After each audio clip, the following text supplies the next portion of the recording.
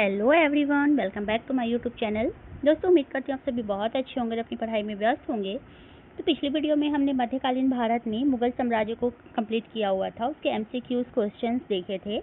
आज हम लोग मुगल साम्राज्य का विघटन के एमसीक्यूज क्वेश्चन देखेंगे, फिर हम किसी और सब्जेक्ट पर जाएंगे। तो आइए शुरुआत करते हैं मुगल साम्राज्य का विघटन, जो कि मध्यकालीन भारत से लिए हुए क्वेश्चन हैं। आइए पहला क्वेश्चन देखते हैं। मुगल साम्राज्य के पतन के संदर्भ में निम्नलिखित सही कथनों पर विचार कीजिए। औरंगजेब पर नादिर शाह द्वारा किया गया आक्रमण, और 2 है औरंगजेब की दक्षिण अभियान की लालसा जिस कारण वह उत्तर भारत पर ध्यान नहीं दे सका। और थर्ड ऑप्शन है औरंगजेब ने नौरोज उत्सव को समाप्त कर दिया था। तो उपयुक्त कथनों में से कौन से कथन सत्य हैं? हमारे पास ऑप्शन भी हैं, तो आइए इसे देखते हैं।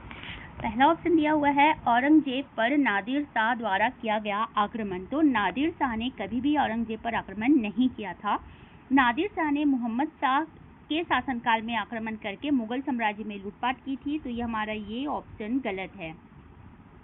औरंगजेब की दक्षिण अभियान की लालसा जिस कारण वह उत्तर भारत पर ध्यान नहीं दे सका, तो ये हमारा ऑप्शन सही हो जाएगा।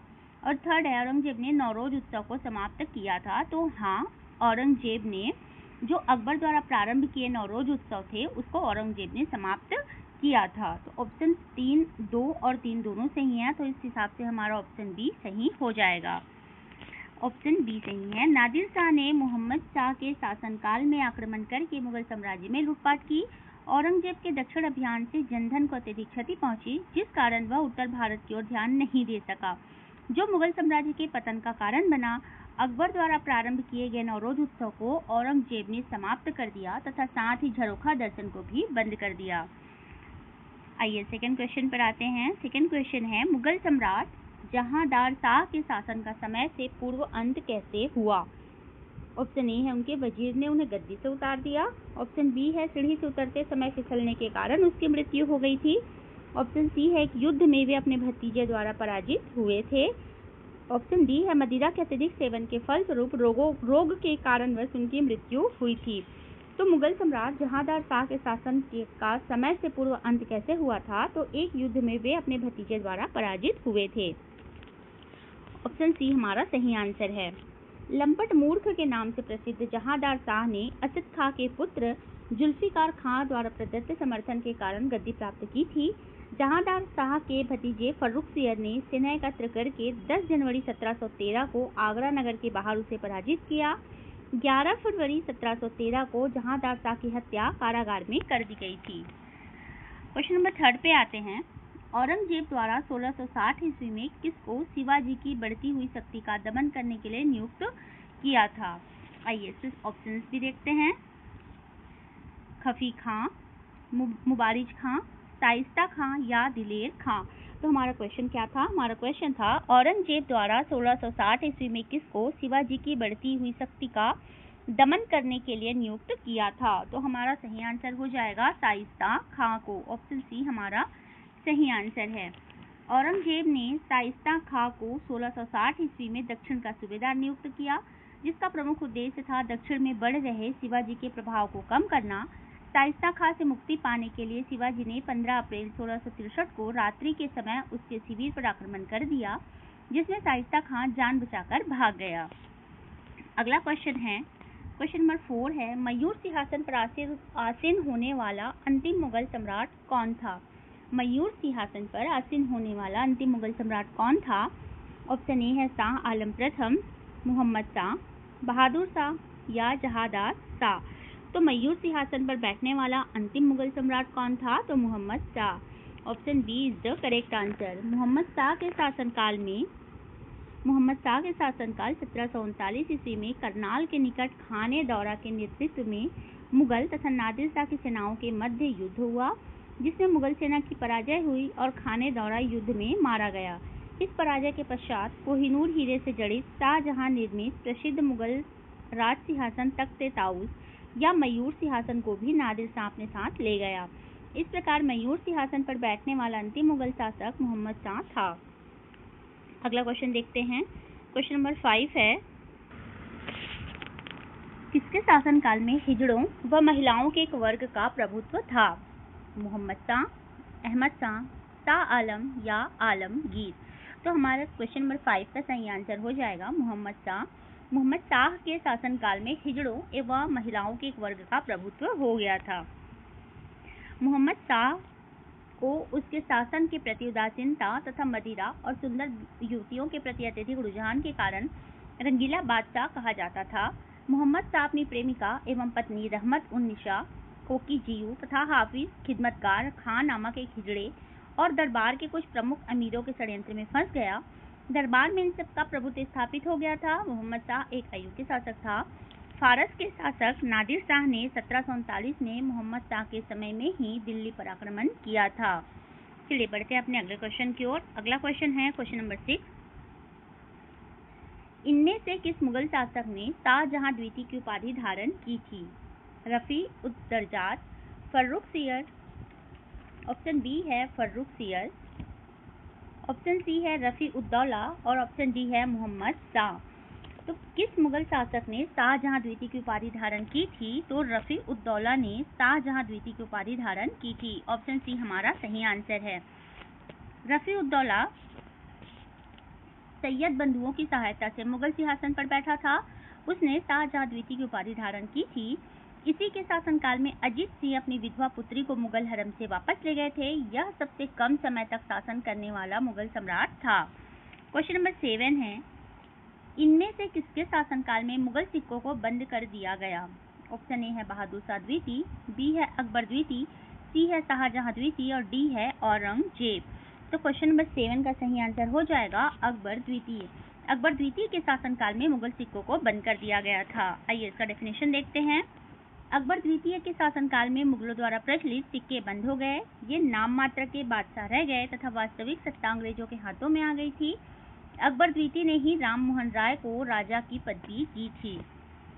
क्वेश्चन नंबर 8 है, किस मुगल बादशाह के काल में सैयद बंधुओं का अंत हुआ था? फर्रुख सियर, मोहम्मद शाह रंगीला, अहमद शाह या शाहजहां तृतीय। तो किस मुगल बादशाह के काल में सैयद बंधुओं का अंत हुआ था? तो मोहम्मद शाह रंगीला के शासनकाल में सैयद बंधुओं का अंत हुआ था। जहांदार शाह के शासनकाल के बाद से सैयद बंधुओं हसन अली और अब्दुल्ला खां का शासन में अत्यधिक वर्चस्व स्थापित हो गया था। इन्हें मुगल शासनकाल में राजा बनाने वाले के नाम से जानते थे।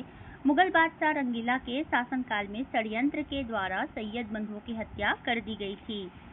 क्वेश्चन नंबर 9 है, करनाल में युद्ध कब हुआ था? वर्ष 1739 में, वर्ष 1740 में, वर्ष 1957 में या वर्ष 1728 में। तो करनाल का युद्ध कब हुआ था? करनाल का युद्ध हुआ था वर्ष 1739 में। ऑप्शन ए हमारा सही आंसर है।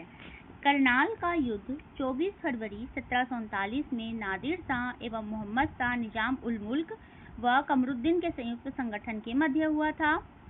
निजाम उल मुल्क की मध्यस्थता के कारण मोहम्मद शाह व नादिर शाह की मध्य संधि हो गई थी। मोहम्मद शाह ने निजाम उल मुल्क को मीर बख्शी के पद पर नियुक्त किया था। बढ़ते हैं अगले क्वेश्चन की ओर। क्वेश्चन नंबर 10 है, निम्नलिखित को कालानुक्रम में व्यवस्थित कीजिए और नीचे दिए गए कूट से सही उत्तर का चयन कीजिए। मोहम्मद शाह, जहांदार शाह, आलमगीर द्वितीय और अहमद शाह। तो इनके कालक्रम के अनुसार इनको व्यवस्थित करना है। तो सही क्रम हो जाएगा जहांदार शाह पहला हो जाएगा, उसके बाद मोहम्मद शाह, फिर अहमद शाह, फिर आएंगे आलमगीर द्वितीय। तो हमारा सही क्रम हो जाएगा 2, फिर मोहम्मद शाह 1, फिर 4, फिर 3। तो हमारे कूट में सही आंसर हो जाएगा ऑप्शन बी। पहले जहांदार शाह, फिर मोहम्मद शाह, फिर अहमद शाह, फिर आलमगीर द्वितीय। तो ऑप्शन बी हमारा सही आंसर हो जाएगा। विकल्प में दिए गए मुगल शासकों का क्रम है। जहांदार शाह 1712 से 13 ईस्वी तक शासक थे। मोहम्मद शाह 1719 से 1748 ईस्वी, अहमद शाह 1748 से 1754 तथा आलमगीर द्वितीय 1754 से 1759 ईस्वी तक थे। पढ़ते हैं अगले क्वेश्चन की ओर। क्वेश्चन नंबर 11 है, निम्नलिखित कथनों में से कौन बहादुर शाह जफर के बारे में सही नहीं है? ध्यान दीजिएगा, सही नहीं है पूछा गया है। वह बिना साम्राज्य का सम्राट था।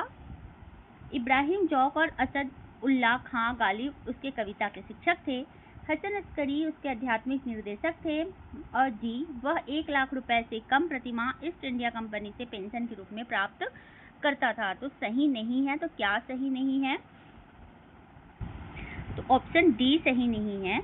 ऑप्शन ए है वह बिना साम्राज्य का सम्राट था, यह सही है। इब्राहिम जौक और असदुल्ला खां गालिब उसके कविता के शिक्षक थे, ऑप्शन बी भी सही है। हसन अस्करी उसके आध्यात्मिक निर्देशक थे, यह भी सही है, परंतु ऑप्शन डी गलत है। वह 1 लाख रुपए से कम प्रतिमाह ईस्ट इंडिया कंपनी से पेंशन के रूप में प्राप्त करता था। तो वो कम प्राप्त नहीं करता था, वो प्रतिमाह 1 लाख रुपए पेंशन प्राप्त करता था। तो ऑप्शन डी हमारा सही आंसर है।